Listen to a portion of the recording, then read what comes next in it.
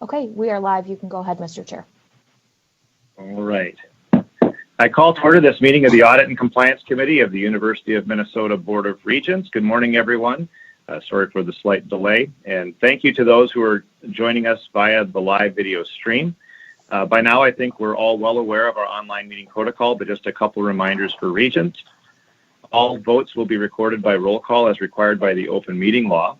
One notable change in procedure from our last meeting: I will not call on all Regents to comment on every item. Rather, if you wish to ask a question or make a comment on any item on our agenda today, please use the raise hand feature within Zoom or text Maggie Plotton to let her know you'd like to speak. Staff will keep a speaker's list for me, and please do not jump in without first being recognized. Please do not mute and unmute your line. Staff will handle that for you. Please allow for a brief pause after you are called on and before you are starting to speak. Finally, I remind everyone that although we can't see our audience, today's meeting is live and open to the public via a live stream video. It will also be archived on our website for later viewing. Turning to our agenda, I do note that we have a tremendous amount going on in our community and broadly, and I understand that the chair of the board will be addressing those issues, and so we'll go ahead and move directly to our agenda today. I'll note for a committee and our audience that we will be taking our agenda in a different order than it appears in the materials. We will begin with item 3 and then go to 4 and 5 before returning to the top of the agenda for items 1 and 2, and we'll conclude then with item 6, which is information items. So first, turning to item number 3, foreign influence risk mitigation. This is for discussion. We have initially scheduled 20 minutes. We're going to have to pick a little bit up in the air, so we'll be as efficient as we can. Our first item is a discussion on foreign influence risk mitigation, and joining us are Associate Vice Presidents Webb and Associate Vice President McQuaid. Welcome. Please go ahead when you are ready. Thank you so much. Meredith and I really appreciate the opportunity to be with you today to talk about a topic that is of significant federal interest right now, and that is of potentially inappropriate foreign influence on the U.S. research enterprise. Our aims and goals here at the university are to simultaneously and vigorously support the many positive and appropriate international collaborations we have, as well as making sure that our research enterprise is protected in the event that we do detect inappropriate behaviors. Next slide.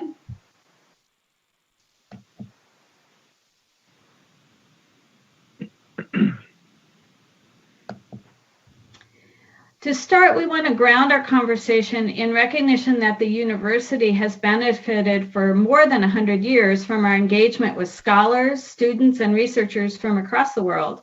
We're really grateful that the board understands the importance of international collaboration and has demonstrated it by creating this important Regents policy on the topic. However, as you're about to hear, over the past 20 months, the federal government has expressed concerns about some inappropriate behaviors it has witnessed in this sphere. And Meredith and I want to talk to you today about what has transpired, about what the federal government has imposed to deal with these behaviors, and how our university is responding. Next slide. A powerful catalyst has been NIH Director Francis Collins' letter that was sent out to 10,000 entities in August 2018. He said that 3 areas of concern had emerged. First, failure of some researchers at NIH-funded institutions to disclose substantial contributions of resources from other organizations, including foreign governments, and those threaten to distort funding decisions and the appropriate use of NIH funding. Secondly, there have been cases of inappropriate diversion of intellectual property appearing in grant applications or produced by NIH biomedical research and sent to other entities, including other countries. And finally, in some instances, sharing of confidential information by peer reviewers with others, including, again, in some cases, foreign entities. This led NIH to make the general commitments you're seeing on the right side of this slide, and other agencies have also subsequently engaged. Next slide. In May 2019, Senator Chuck Grassley, who is chair of the Senate Committee on Finance, led a chorus of lawmakers who believed that the large number of foreign-born scientists working in the United States, particularly those from China, pose a potential threat to the nation's research enterprise. And they expressed concern that the US universities and government agencies were pretty slow to respond. And so to address this, he asked NIH, NSF, and DoD how much those agencies were spending to identify and investigate potential violations of the rules concerning foreign affiliations and financial support for an investigator's research. And he also wanted to know how many institutions were currently under investigation. We don't know the answers that were provided to Senator Grassley in this regard. However, we do know that NIH and NSF increased, they call it clarified, their disclosure requirements in grant proposals and reports related to appointments, other sources of support, and other time commitments. The deputy director of NIH, Mike Lauer, has reached out to a number of institutions, including ours, when the agency became aware of an investigator that they had questions about. One of the challenges that we all face is that when we have these many healthy, positive, and entirely appropriate collaborations, and it's a challenge to weed through and detect any ones that might be problematic. The U.S. Department of Energy is in the game as well. It's now asked all of its national lab employees every quarter, and they intend to ask their contractors, including us, if an investigator is affiliated with a foreign talent recruitment program from certain countries. They've picked China, Iran, North Korea, and Russia. And if so, those investigators are asked if they want to discontinue their involvement in the foreign talent program or if they want to discontinue their employment. NSF has asked the same for its employees and including its temporary employees on intergovernmental personnel assignments, which includes some of our faculty. The Department of Education is tasked with twice a year getting reports from higher ed recipients about gifts, grants, and contracts they have with foreign entities that have a value of at least $250,000. They've recently updated their requirements and they've expanded their scope about what needs to be reported. We will, for example, now need to start reporting gifts from the University of Minnesota Foundation. We already report technology licensing payments, grants, contracts, and we will soon be reporting as well the value of unfunded material transfer data exchanges from foreign sources. The Department of Ed has in the past year been really aggressively enforcing this requirement to submit these reports after quite honestly being silent on what was frankly a rather obscure requirement for many years. And then finally, I would just tell you that the FBI has been engaged too. They've not only reached out to many institutions to provide education and training, including here at the U, but they've also been helpful in furnishing information to institutions who had to investigate specific allegations. Next slide.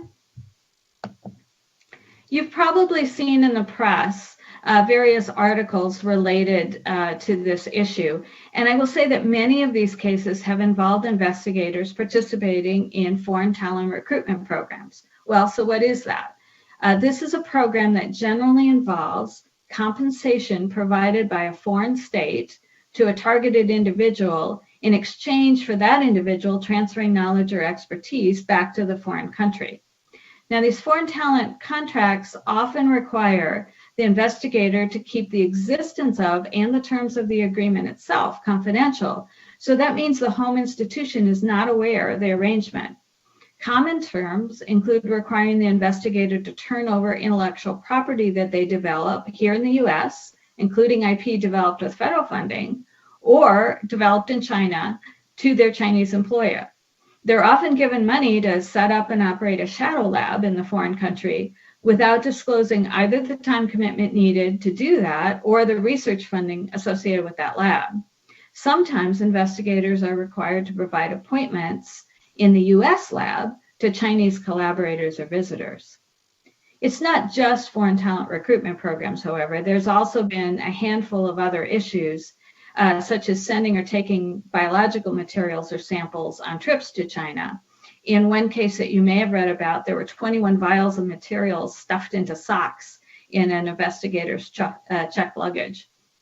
and it was caught at the airport. In another published incident, an investigator used his academic appointment to gain access to a startup's intellectual property under the guise of academic testing, and then he turned around and gave that intellectual property over to a foreign entity. Next slide. So what are we doing about this? Well, in addition to creating a resource repository website and providing system-wide information to faculty and administrators, we're continuing to provide targeted training on the various topics you see above on your slide. And we've also set up 3 working groups. These working groups are reviewing our existing business processes to ascertain whether there are any policy or procedure gaps that we need to address, or perhaps we need to change them because of changing federal requirements, such as the case with the Department of Education reporting requirement. We're currently anticipating receipt in the near future of updated guidance from the Research Security Subcommittee of a national initiative called JCORE. That's the Joint Commission on the Research Enterprise, and it's part of the President's Office of Science and Technology Policy. We're expecting that updated guidance is going to include, thankfully, harmonized federal-wide guidance concerning enhanced national security requirements that federal agencies are going to be expected to follow and require us to follow. And then it's also going to include a list of what is considered institutional best practices. As soon as that is released, you can be assured that we're going to be actively addressing everything that is in there and comparing what we already bring to the table to what these new requirements are. Next, I want to turn the presentation over to my colleague, Meredith McQuaid, to talk about the impact of all of this on our Chinese community, including students. Meredith? Please. Thank you. Yeah. Great. Thank you very much. Thank you, Pamela. Good morning, Chair Rocha and members of the committee. I want to thank you for your interest in this important topic of non-U.S. influence on the research enterprise in U.S. higher education, and your concern for how we can adequately protect our investments and innovations from nefarious activity by potential enemies of our country. As you can see from Pamela's presentation, the entire Office of the Vice President for Research has taken the advice and direction from federal agencies and offices very seriously. We aim to preserve creativity that arises from open and fair collaboration with scholars and scientists at home and abroad, while also following the guidance of national security experts. We have been, and we will continue to be, responsible public servants. But we must also understand the likelihood that there have been, or may be in the future, unintended consequences for people at the university as a result. Collectively, among those of us who work for the university, are decades of experience, an appreciation for history, and a shared understanding of human nature. And that's why, in addition to policies which work to protect our intellectual property, we have policies to protect, to the extent possible, all of our faculty, students, and staff against bias, discrimination, and harassment that might result from misunderstanding or fear or overgeneralization from individual cases to entire groups of people who share physical or cultural attributes. Next slide, please. Our Chinese and Chinese American community across the system include faculty, students, and staff, many of them born in the United States, others who began as visiting scholars or students who have subsequently followed a legal path to permanent residency or citizenship.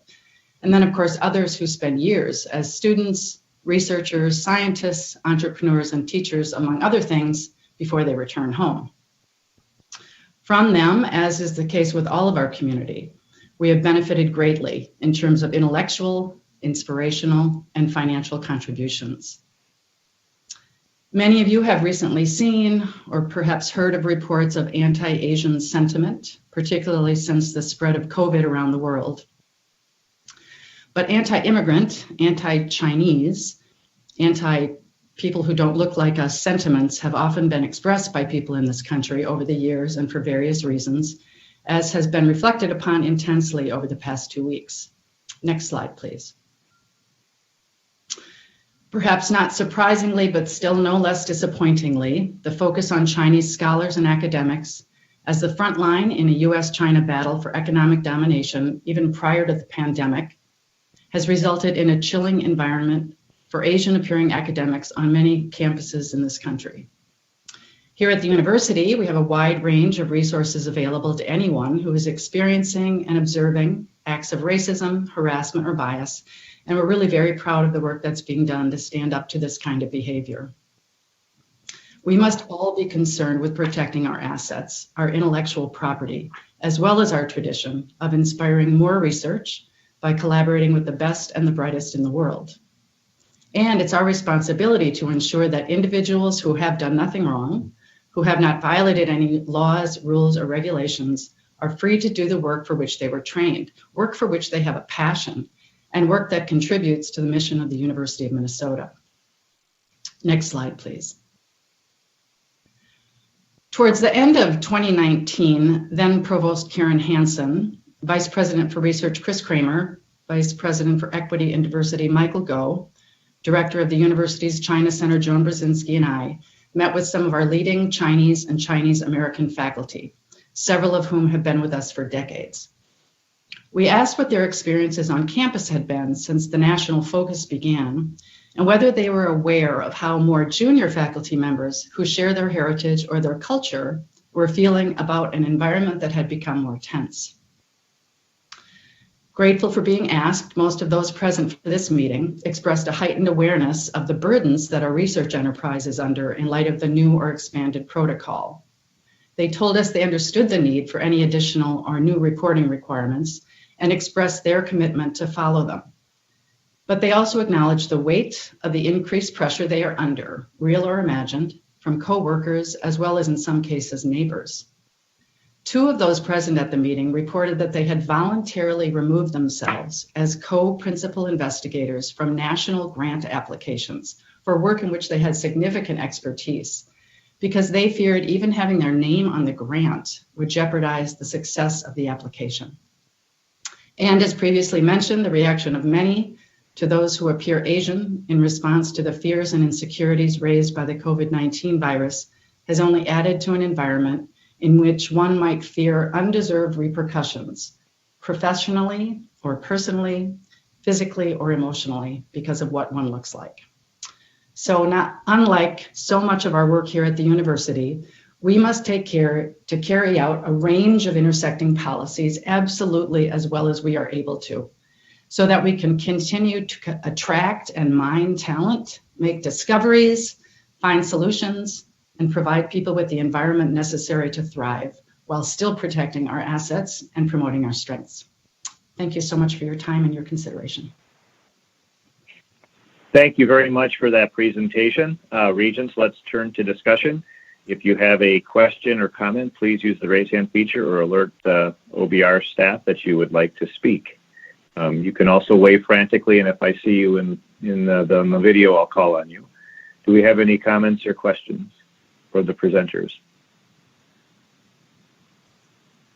Regent Powell.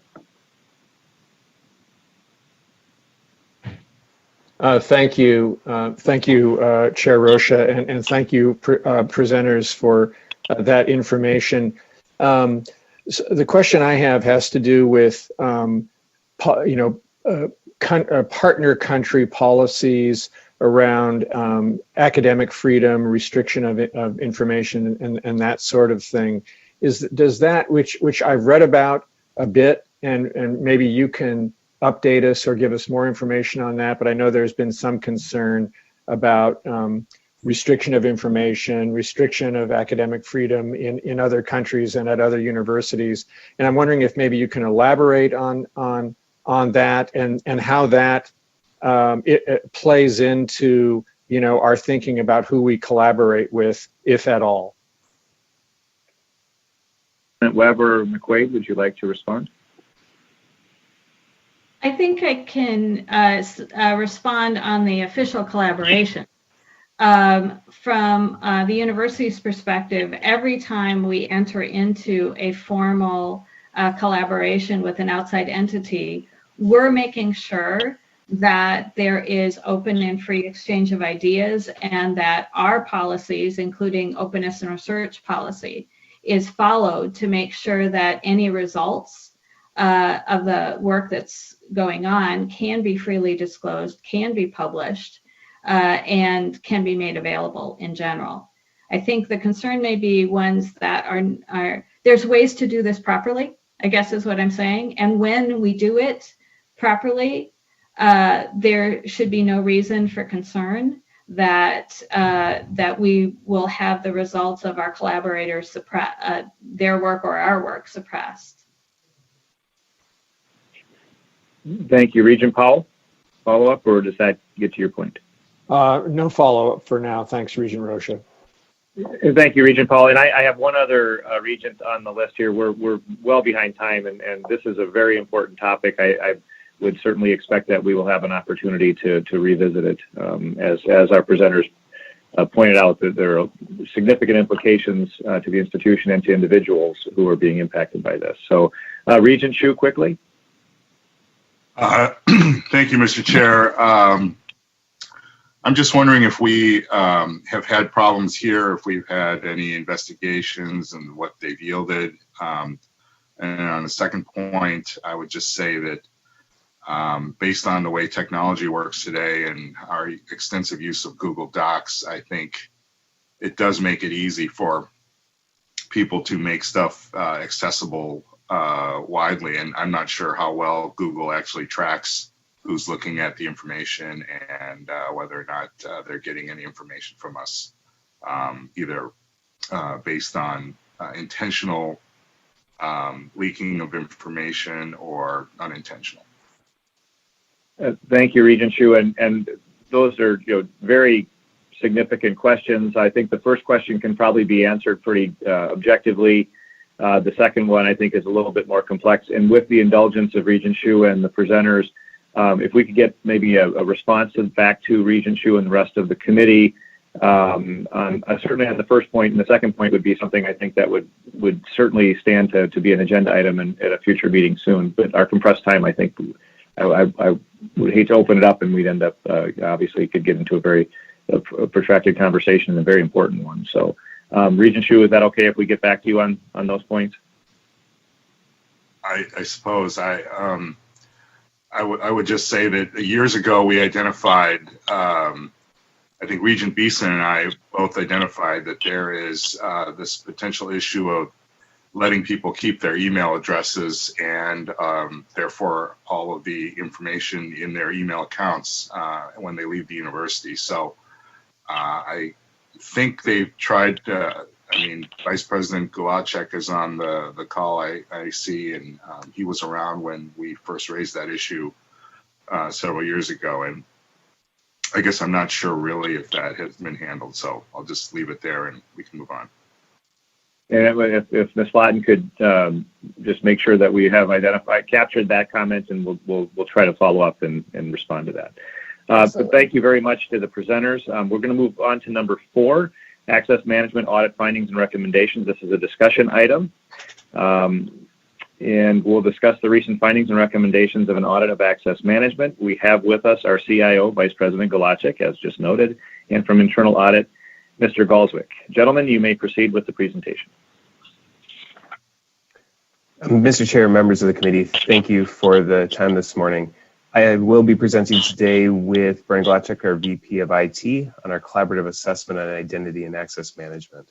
To clarify what we mean by identity and access management, we're talking about the processes to confirm who users are and managing their access to university systems.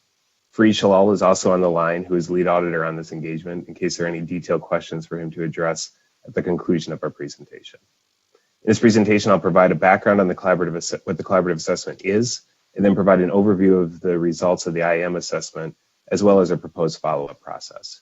Bernie will describe the mitigation strategy for the risks identified in the IAM assessment and the timeline for addressing those risks. We'll try to keep this brief so we can leave some time for questions at the end. Next slide, please. So to begin with, on what the collaborative assessment process is. This is a piloted audit approach we're taking in internal audit for assessing a broad process in which there's already agreement with management that a high level of risk exists. The thought being it doesn't make sense to spend the same sort of time and resources we normally would on doing walkthroughs and detailed testing if we already agree with management that there is a level of risk that exists. Instead, we spent our time focused on confirming our observations, performing a risk assessment, and developing a mitigation strategy with management for how we should address those risks. An overview of the report breakdown is listed on the slide, but it's also included in the report that was provided to you last week. I will just say briefly, as a pilot, we overall felt that this was a successful engagement. We were able to perform an assurance audit, reviewing a broad number of risks and in an atmosphere that provided collaboration with management. Next slide, please. So to briefly summarize the IAM collaborative assessment scope and results, first, it's important to note that this was a university-wide review. We looked at processes for managing users and their system access rights throughout the institution. This was not an OIT-specific review. While OIT has a central identity management team and provisioning teams, they only manage a few enterprise systems and do not have broad university-wide responsibility for managing access. Instead, access to systems is handled by individuals throughout the institution.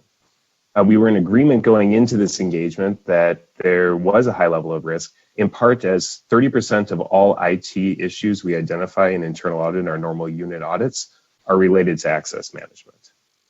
So this assessment reconfirmed this high level of risk exists, and we found many issues are attributable to a handful of factors that are listed here. First, as previously mentioned, system access handled by units throughout the university, and this includes both IT and non-IT professionals. This highly distributed model makes it difficult to ensure consistency in process. Second, there is no overarching IAM strategy to coordinate and manage these processes. There's no standard forms or access tools. Many units have their own process, and users and supervisors are expected to follow these. Third, there's a need for additional coordination with data and process owners. It's important to understand that this is not an IT exclusive problem. For example, any automated tools IT may want to implement to reduce risk requires data consistency and direction from process owners to what events should trigger these automated tools. Finally, the university is a diverse and changing environment. There are a myriad of different operations and systems, many of which contain sensitive data and are critical to our mission and unit operations. And again, these are spread throughout the institution. Next slide, please. This slide summarizes the results from our review. I won't go into this in detail in the interest of time and because it was included in your report. However, it's worth highlighting that management and internal audit agreed 16 of the 25 categories reviewed are currently considered high risk. While there's no evidence that these risks have resulted in major issues to date, they still pose a high risk to the university, and we believe they need to be addressed. Mr. Chair, I'll now turn it over to Mr. Glacek to discuss the mitigation strategy, timeline, and current initiatives his team is undertaking to address these risks. Good morning, Chair Rocha, members of the committee. The goal for this program, as you've seen in your docket materials, is to ensure that the right person has the right access at the right time to systems and services. There are essentially three bodies of work that you see on this slide that need to occur in the next 3 to 5 years that can be categorized, at least in my mind, as service and service level decisions, process improvement, and technology rationalization optimization.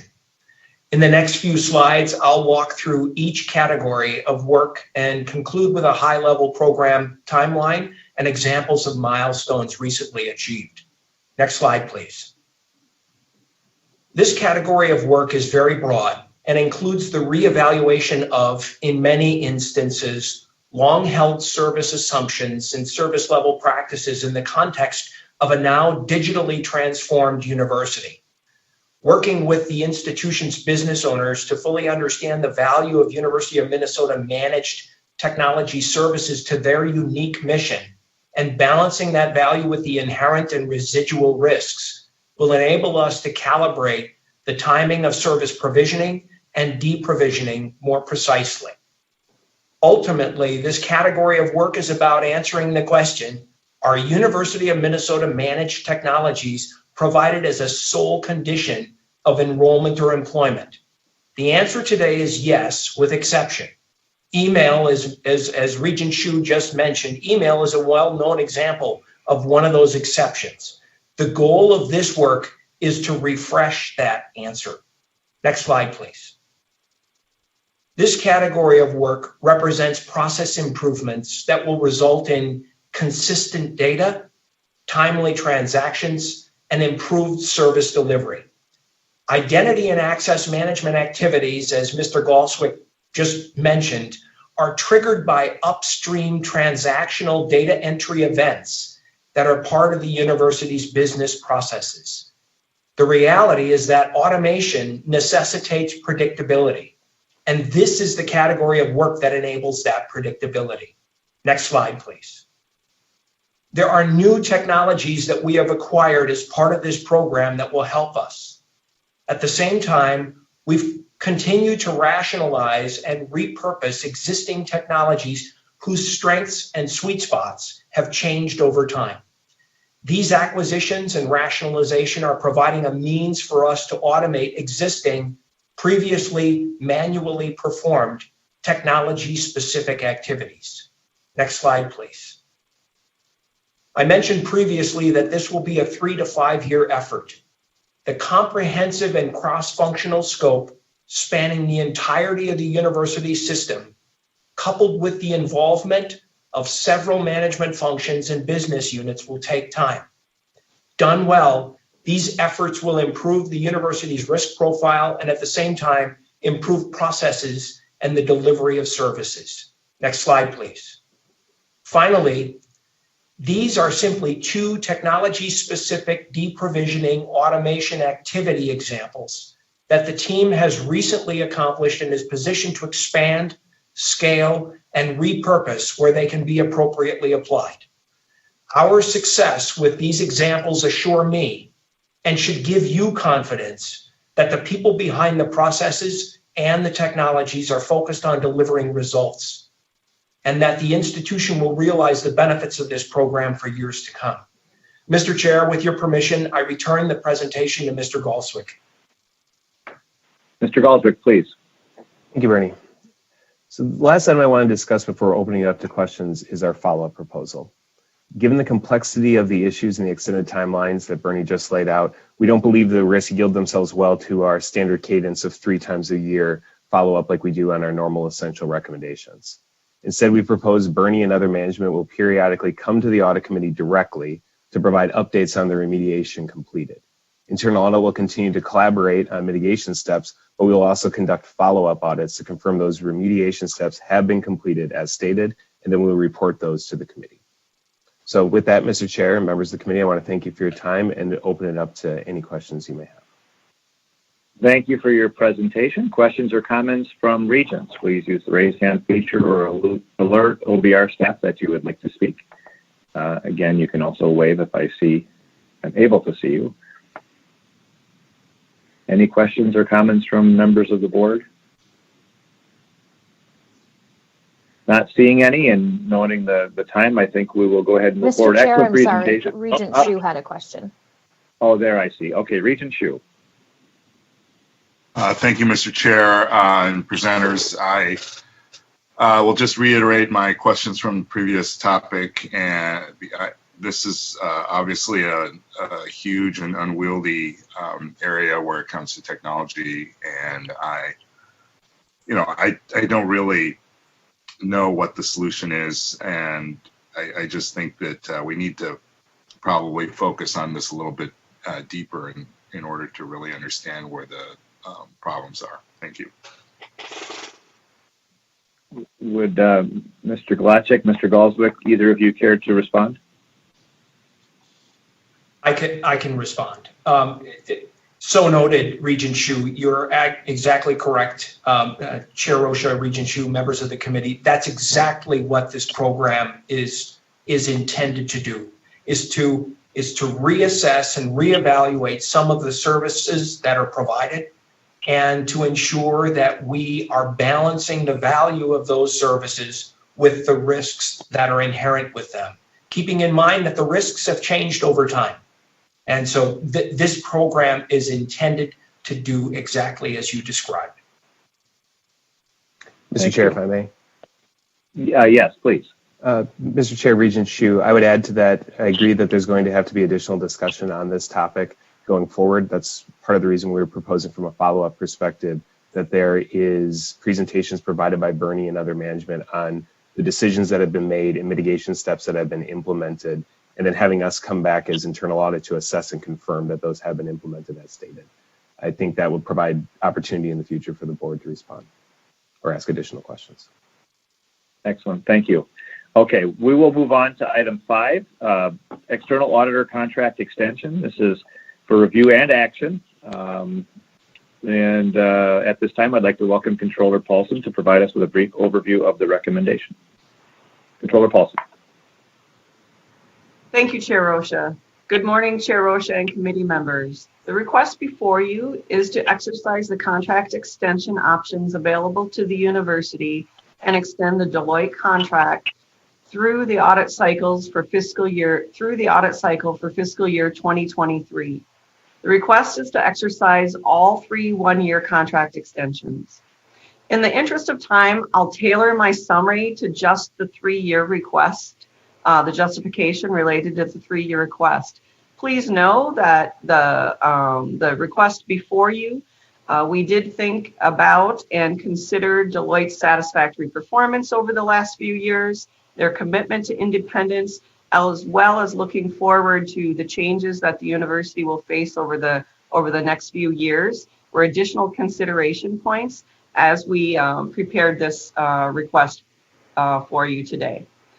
The justification for the 3-year request is primarily based on the timing of the GASB 87 lease implementation, which is slated for fiscal year 2022, and the competitive RFP process, coupled with the fact that Deloitte audit fees are consistently within the bottom of the Big Ten. It makes sense to have the same auditor for the implementation year and 1 year beyond the implementation of GASB 87. For the lease implementation, decisions related to scope, creation of thresholds, as well as estimates will need to be made. As we make these decisions, it is customary for us to have conversations with our external auditors to understand their comfort level with the implementation plans and to field any questions or recommendations that they might have. This ensures the external auditor understands the details and allows for modifications based on the conversation that we will be having with Deloitte. Including 1 year after the implementation would allow for consistency in both treatment and audit, as external audit firms do have varying degrees of testing methodologies, threshold tolerance acceptance, and implementation opinions. The GASB 87 lease implementation is and will be a huge lift for the university and will significantly impact the workload of those that would be key for an RFP process. The university does not plan on hiring a consultant to assist in the implementation plans.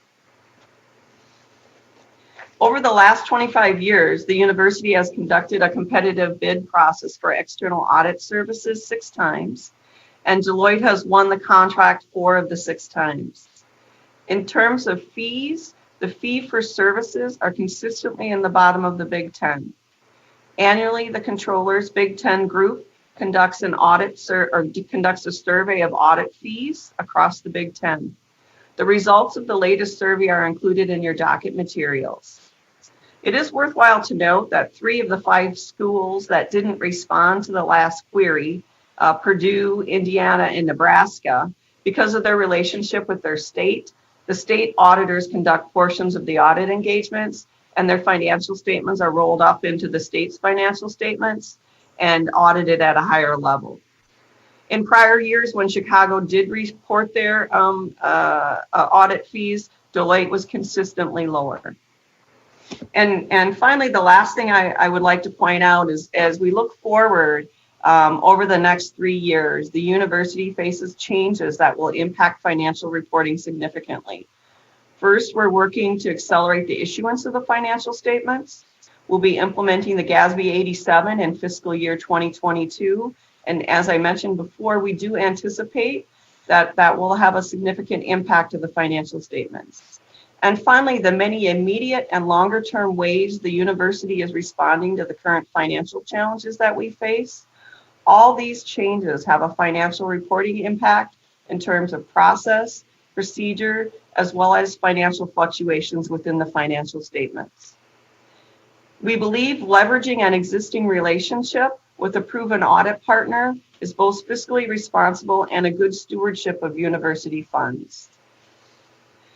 With that, Chair Rocha, that completes my summary of the request before you, and I stand for any questions that the committee might have. All right, thank you very much. As stated, this is a review action item as approved by the chair and vice chair of the board. Before moving into discussion, I would seek a motion to approve the contract extension. So moved. So moved, Mr. Chair. All right, we have a motion, and I will take that as a second as well for approving the extension, and I will now move it to discussion. I believe Regent Hsu wanted to make a comment or ask a question. Yeah, I would. My first question is why is this coming to us as review action? And secondly, regarding the fees compared to the Big Ten schools, I understand why we're comparing to the Big Ten schools, but we're different from a lot of Big Ten schools. So, are there any other peer schools that are more like us that we have comparisons for? Or other schools that Deloitte actually is doing audit work for? Thank you, Regent Hsu. To your first point, that is a very good question. The info action component of it, there is a basis on the timing, and I would turn to either Chief Auditor Klatt or Controller Paulson to respond to that and also to the second point. I will defer to Controller Paulson since this is her bailiwick. Certainly. Thank you. Chair Rocha, committee member Hsu, the question about why it's coming for review action, when we look forward into the calendar year of the issuing an RFP currently now, the next time the audit committee would meet, I believe, would be in October. Is that correct? Yep. And waiting until October might be too late for us to be able to conduct an RFP, as well as bring our new audit firm, if we would engage with a new audit firm in time for the February board meeting, in order for that audit firm to be both approved through the audit committee as a potential new audit firm, as well as preparing and sharing their audit plan for the following fiscal year.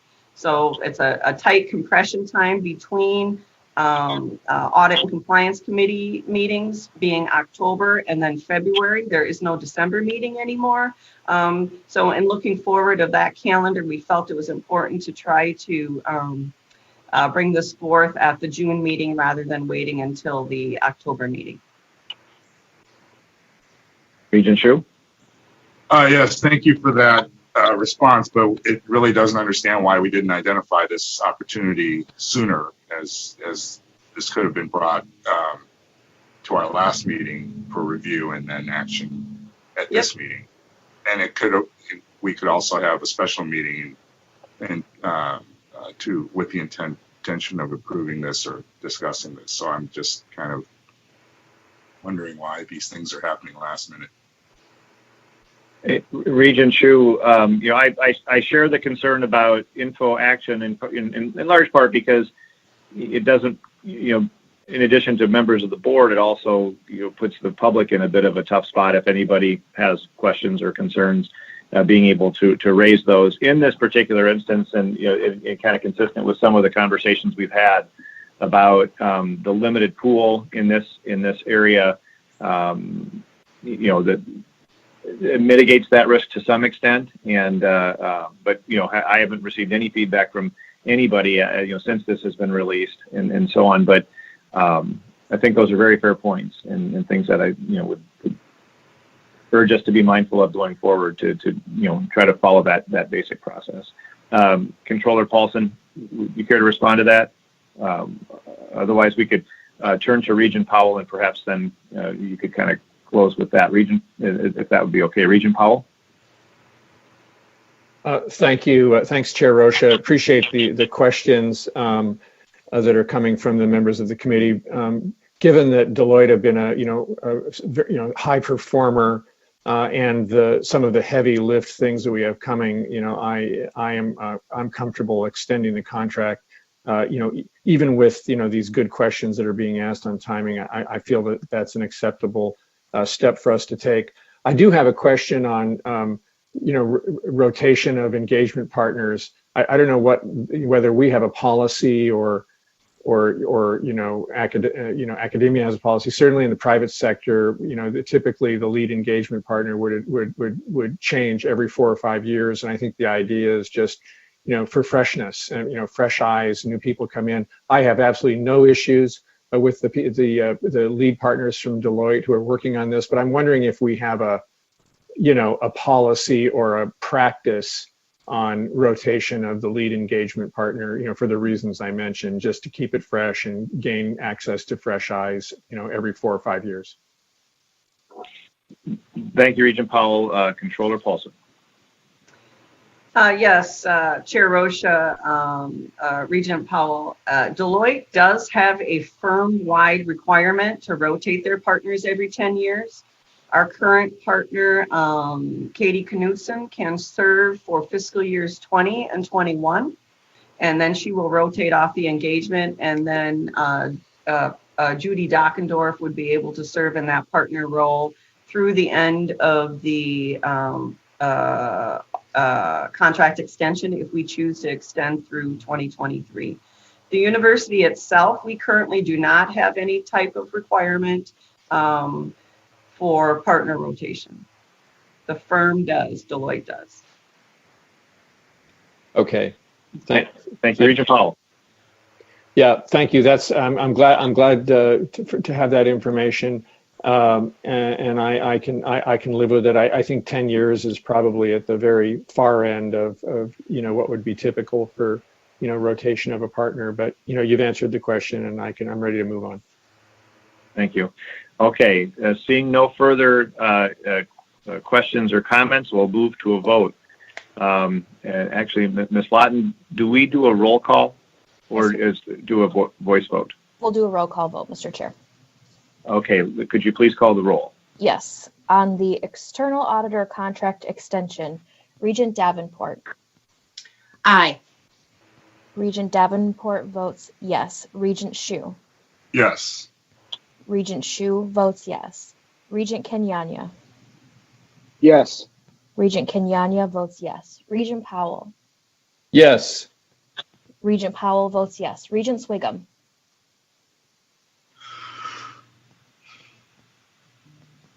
Regent Swigum.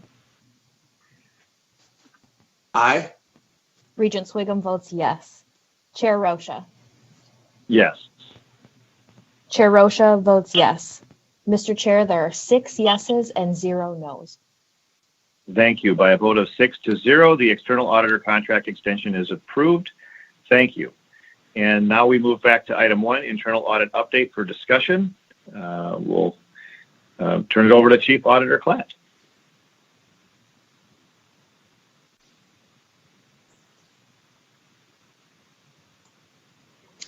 Thank you, Chair Rocha and members of the committee.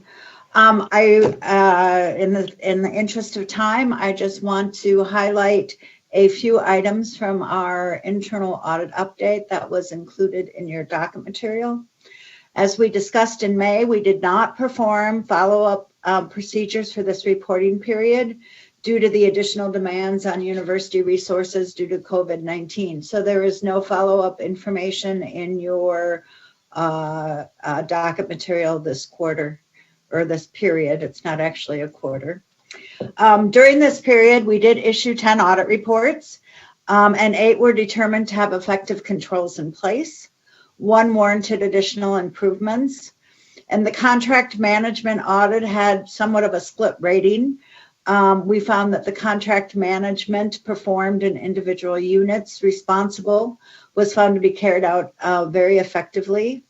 We did determine that the contract management program itself could benefit from broader communication of the program itself and more direct communication of its expectations and authorities to the units that are actually managing the individual contracts.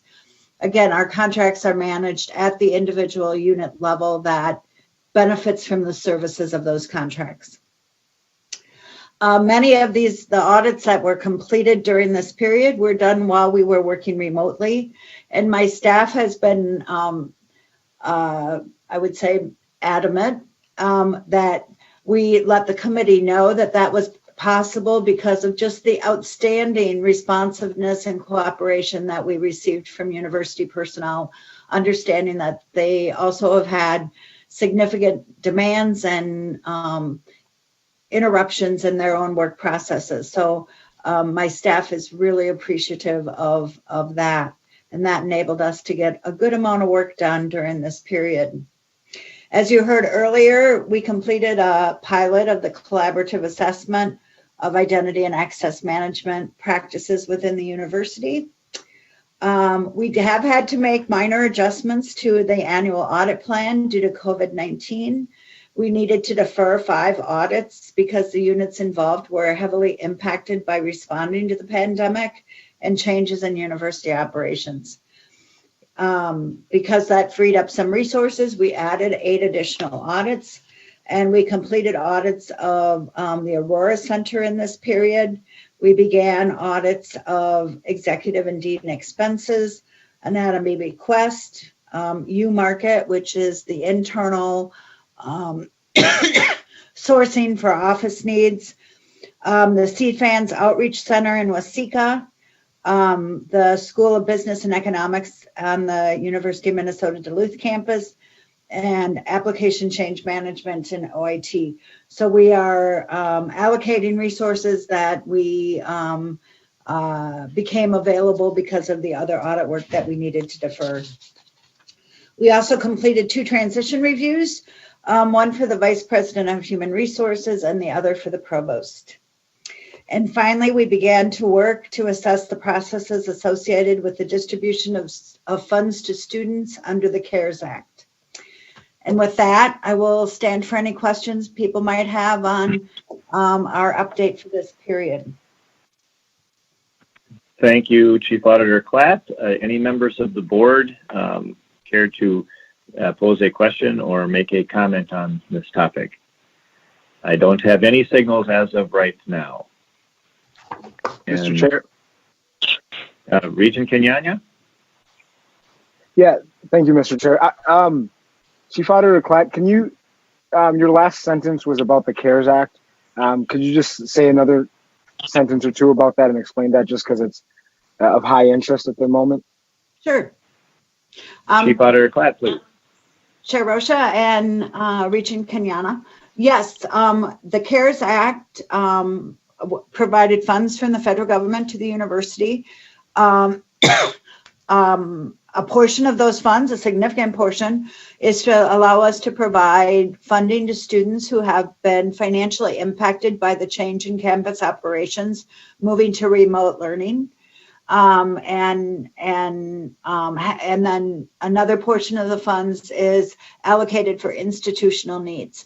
Our work at this point has really been just around the student piece, because there's a very high level of interest by the Department of Education that funding get out to students as quickly as possible.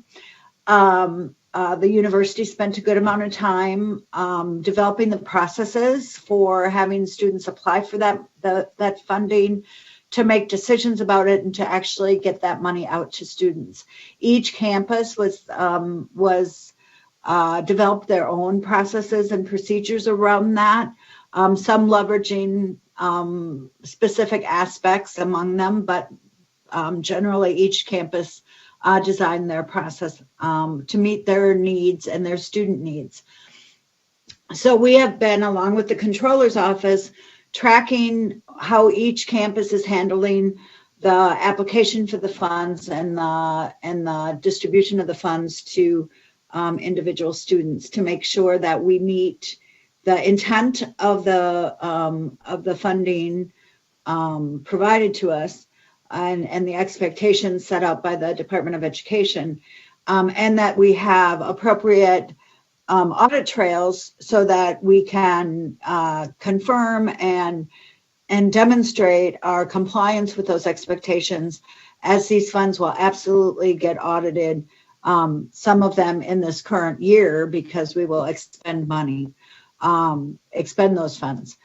So we're tracking it very closely, and all the campuses are very interested in meeting those financial needs of their students and dispersing those funds as promptly and as responsibly as they can. So at this point, I think the university is in very good shape. Regent Kenyanya. That answers the question. Thank you. Thank you, Regent Kenyanya. Regent Sviggum. Mr. Chairman, Yes. a question for Chief Auditor Klatt, if I could. And Chief Auditor Klatt, you mentioned that because of the COVID-19, a focus of some of the audits was changed. You mentioned 4 or 5, I think, that we changed focus to. How are they chosen? Is that a review for me again, how you choose which audits we're going to do? Chief Auditor Klatt, please.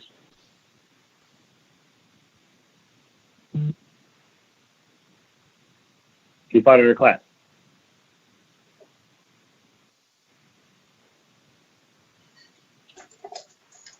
I needed to wait to be unmuted, Regent okay, Rosha, so here I am.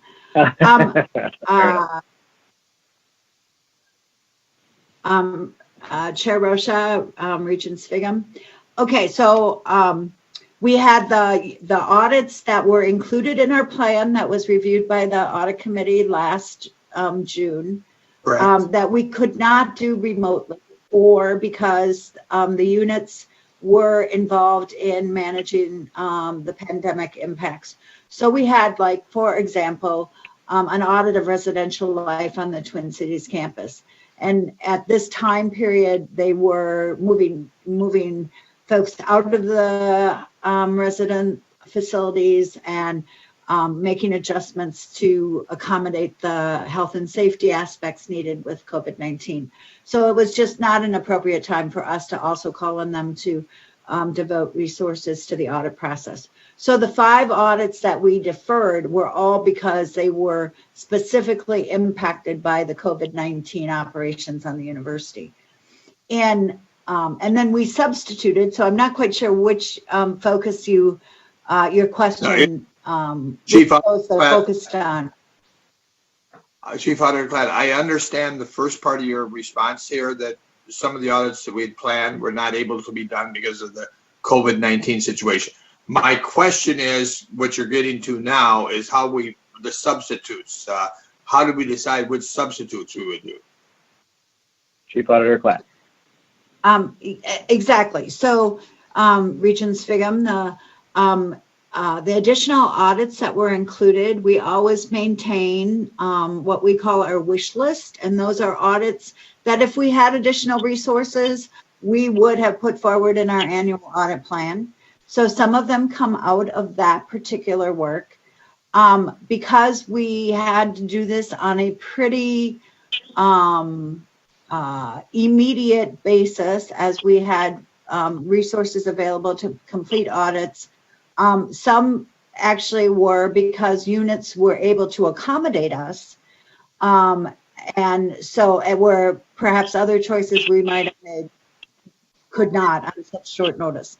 And so it's a combination of those. And this is until we do a formal audit plan. This is how we're going to have to approach the allocation of our resources, is us to look at the portfolio that's available and determine what we consider to be areas that most warrant audit attention or where we can add the greatest value. And we'll keep the audit committee informed of how we are doing that. Okay, Mr. Chairman, just very quickly, Mr. Chairman. I was aware of the planned audits, the wish list. I have no idea what the wish list is. I maybe should, I don't know what it is. How do I get on the wish list if I have a couple of audits that I'd like to see performed? Well, where's this wish list? Chief Auditor Klatt. As I said, the wish list is fairly internal to the Office of Internal Audit. And because we have limited resources in terms of our the manpower, the people power associated with conducting audit work, we have to draw a line Among all the units that we have 170 auditable units within the university, and we can do about 30 to 35 audits a year. And so we have to draw a line, and some things just fall below that line. But we say, if for some reason we can't do a work that's in the annual audit plan, that list is a list we go to first to say, what do we want to substitute in? What's the next highest value audit activity? In regards to your question about how do you raise issues, you can certainly raise them through Regent Rocha, and he'll communicate them to me. Thank you. Absolutely. Thank you, Regent Sigum. Regent Shu. Mr. Chair, my question goes back to the CARES Act.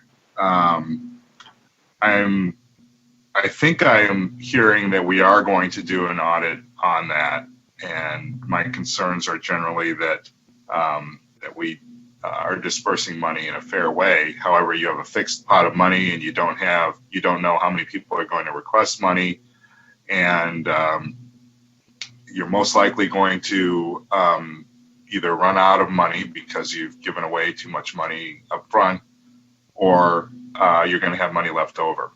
So I'm just kind of wondering if we're going to, at some point, either in the middle of that or at the end of that, have an audit and determine, whether or not we did things properly.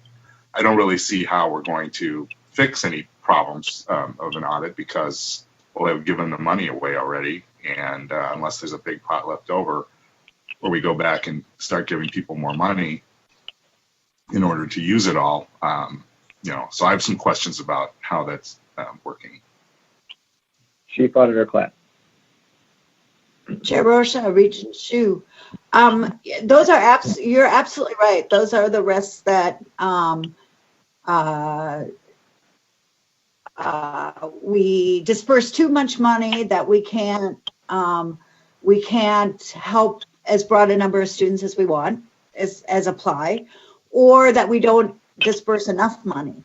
And part of the process in place, and part of what the controller's office is doing, which we participate in, is checking in with campuses frequently to determine what is their application rate for the funds, what decisions have they already made about dispersing of those funds. They all have criteria for what level of different, primarily income levels of the students are, based on guidance from the Department of Education. They all have criteria on which they're making those decisions, and we're looking at, and they're reporting on what amount of the funding they have available on that campus do they think is going to get distributed. We really do intend to work hard and do our best to disperse all the money, because that impacts the amount of money that's available on the institutional side. And so it's really to the university's benefit as a whole to make sure that we allocate all of that student money. We have a year to disperse it, and there is some of that money being reserved for emergency needs over the summer or into the fall by students. Those, we're tracking against all those metrics as we move forward in this process. So like I say, so far, I think it's gone very well. And I think the campuses have all been very responsive, and their methodologies, although slightly different, are all very consistent with the direction given by the Department of Education. Thank you, Chief Auditor Klatt. Regent Shu. Yeah, thank you, Mr. Chair, and Chief Auditor Klatt. I just want to reiterate my concerns right now that, when you have different campuses doing different things, and then possibly other things happening within each campus, it's just a recipe for, I guess, unfairness in terms of who is getting the money and how much they're getting. So I'll just leave it there. Thank you. Thank you, and noted. And we will continue on. Regent Powell. Thank you, Chair. Chair Rocha. Chief Auditor Klatt, would like your thoughts on this question. Have you and your team had, an opportunity just to sort of think about and reflect on what new risks arise, in this pandemic environment? And we've just had a good discussion of the CARES Act and the funding that comes from that, which is very concrete and which sets up, a new set of, audit, requirements and processes. But given just the kind of profound nature of the pandemic, are there other things, out there that, could potentially go awry solely as a result of the pandemic? Have you and your team had a chance to think on what those might be?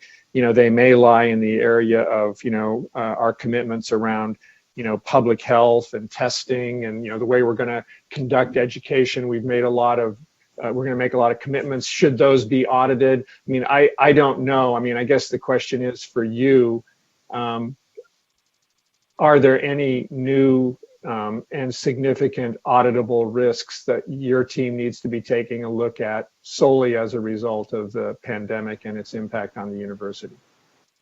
Excellent question. Chief Auditor Klatt. Thank you, Chair Rocha. Regent Powell, yes, an excellent question. And we have given a good amount of consideration to that. And we have been keeping a running list as things happen that create risks or areas we think deserve a little check-in. Some of those examples are, as you are very well aware because you've heard many presentations about it, we have had an extraordinary amount of activity around COVID-related research. And that all happened very quickly. So to go back in and look at, did we maintain our protocols and did we follow all of our processes, et cetera? That would be one example. It also is a challenge because some university policies and practices have been reasonably relaxed during this period just to accommodate the need for people to get their work done. And the federal government and the state have also changed some of their requirements and relaxed them. So to make sure that we have done what we needed to do as those things change, we're keeping a running list of all the various changes that have occurred. So we know what was the rule on this day when this happened. And that in and of itself is a kind of Herculean task. So we have several pages of potential areas where we will consider focusing some audit attention. And your idea, your comment about, COVID testing is on that list, making sure that we can demonstrate our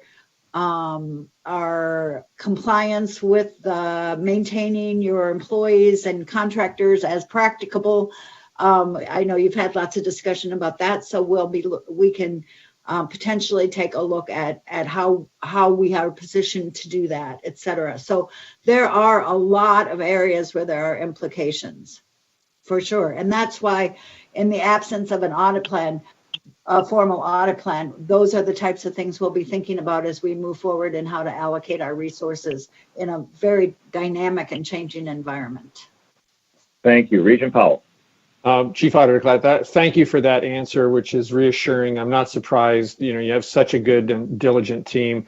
I would just say, this is the kind of situation where, we can get hit in an unexpected way. Something goes haywire just because there's so much change. And so I appreciate the focus of you and your team on kind of trying to look around corners. I think it's very highly appropriate given the circumstances. Thank you, Regent Powell. Chief Auditor Klatt, we've covered, I didn't introduce number 2 as an item, but we seem that we've talked about the plan quite a bit. I note that we were over time. We have the information items as well. I would give you the floor to bat any cleanup right now, if you would, and see if we can give folks at least a brief break before our next meeting. Chief Auditor Klatt. Certainly.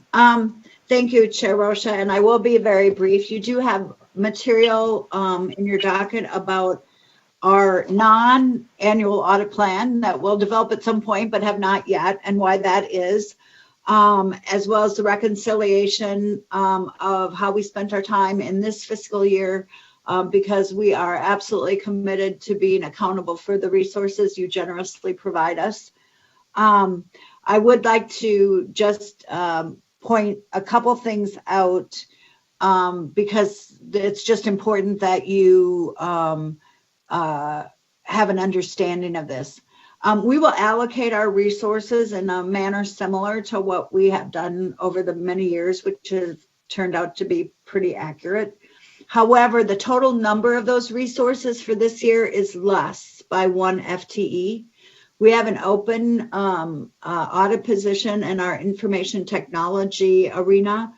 And because of the hiring freeze, that FTE is unavailable to us. And so we will have less resources to devote to the technology enterprise in the upcoming time period until we are able to hire a replacement. So I just want you to be aware that just has a direct impact on the amount of audit work that we can do in that area. And so you will see less of it until we have the opportunity to replace.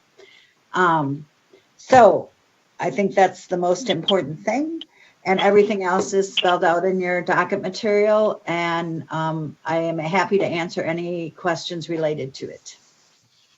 Thank you, Chief Auditor Klatt. I don't see anyone making an indication. I would push back on one comment. I don't perceive our resources being a matter of our generosity. It has much more to do with the critical importance of what you do, and the fact that you face some constraints as well is something that we as a board need to be mindful of, even in these likely austere times. So thank you so much for what you and your team does.